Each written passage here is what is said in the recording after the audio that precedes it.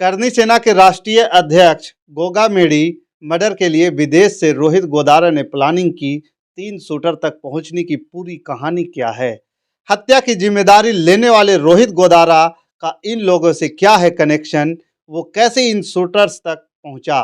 नमस्कार, मैं हूं पवन चंचल और आप देख रहे हैं जन जोश न्यूज। आज हम बात करने जा रहे हैं करनी सेना प्रमुख सुखदेव सिंह गोगा मेडी के बारे में। उनकी हत्या कैसे हुई और कैसे प्लानिंग किया गया, आज इस खबर में सारी तस्वीरें साफ हो जाएगा।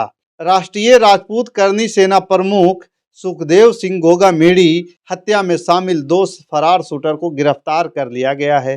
रोहित राठौर और नितिन फौजी, तीसरा शूटर नवीन सिंह शेखावत हमले के दौरान क्रॉस फायरिंग में मारा गया था। अब सवाल उठता है कि हत्या की जिम्मेदारी लेने वाले रोहित गोदारा का इन लोगों से क्या कनेक्शन है?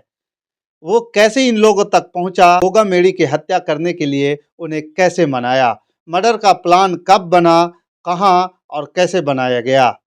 इंडिया टुडे से जुड़े अरविंद ओझा ने इस मामले पर एक रिपोर्ट तैयार की है, जिसे दी लंदन टॉप की वेबसाइट पर प्रकाशित भी किया गया है। पता चला कि रोहित गोदारा ने विदेश में बैठकर ही गोगा मेडी की मर्डर की प्लानिंग बनाई। इस काम के लिए उसने सबसे पहले अपने राइट हैंड मैन वीरेंद्र चारण को चुना। वो राजस्थान के अजमेर सेंट्रल जेल में बंद है। वीरेंद्र को वहीं से हत्या के लिए शूटरों को ढूंढने की जिम्मेदारी दी गई। सबसे पहले ये जानते हैं कि कैसे इन शूटरों से उनकी मुलाकात हुई। वीरेंद्र चारण जिस जेल में था वही रोहित राठौड़ भी बंद था। रोहित राठौड़ बलात्कार के एक मामले में अंदर हुआ था। रोहित ने पूछताछ में बताया कि रेप केस में सुखदेव गोगा मेडी उसके खिलाफ पैरवी कर रहा था। इस वजह से वो काफ़ी गुस्से में था। वीरेंद्र ने सुखदेव के खिलाफ इसी गुस्से का फायदा उठाया, जिसके वजह से रोहित राठौड़ गोली चलाने के लिए तैयार हो गया। नितिन फौजी से वीरेंद्र कब और कहां कैसे मिला?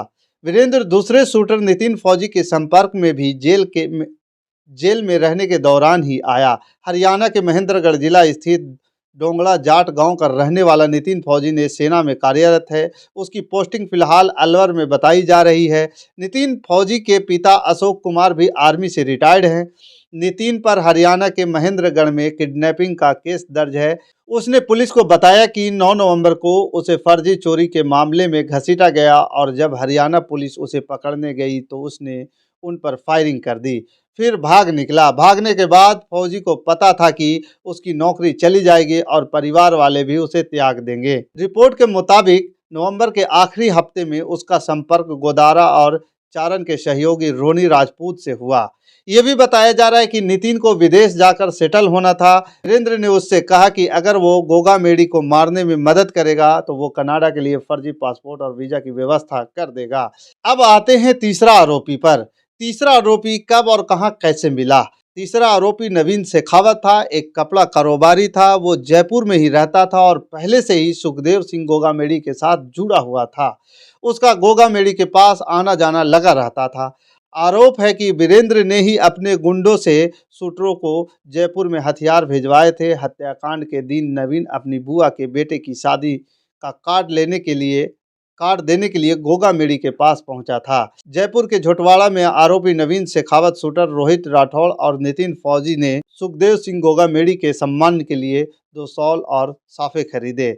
वैशाली नगर के चौराहे पर लगे एक सीसीटीवी कैमरे में तीनों स्कॉर्पियो में जाते हुए दिखे। शुरुआती पूछताछ में पता चला है कि रोहित गोदारा का गोगा मेडी के साथ प्रॉपर्टी को लेकर विवाद था। हालांकि हत्याकांड के पीछे जातीय समीकरण की बात भी सामने आ रही है। बाकी इस खबर के प्रति आपका क्या विचार है? आप हमें कमेंट कर जरूर बताइएगा। हमारे साथ बने रहने के लिए